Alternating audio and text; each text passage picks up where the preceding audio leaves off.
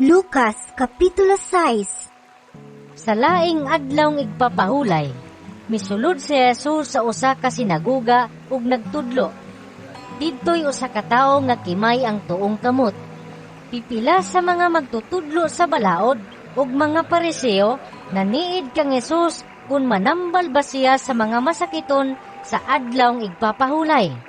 Gihimo nila kini aron pagpangita og igong katarungan aron ikasumbong nila si Jesus nga nagbuhat og kalapasan. Apan nahibalo si Jesus sa ilang gihuna-huna ug iyang giingnan ang tawo nga kimay. Tindog, ug dali nga rin sa atubangan. Ug mitindog ang tawo ug mibarog didto. Unya miingon si Jesus kanila. Pangutan-on ko kamo. Unsa ba ang gitugot sa atong balaod nga mahimong buhaton nato sa adlaw ipapahulay? Ang pagtabang ba o ang pagdaot?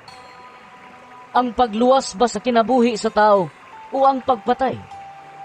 Gilibot niya pagtan-aw silang tanan ug unya gisultihan niya ang tawo Ituyod ang imong kamot.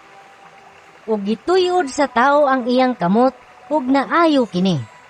Apan napungot sila pag-ayo ug nagsabot unsay ilang buhaton kang Jesus.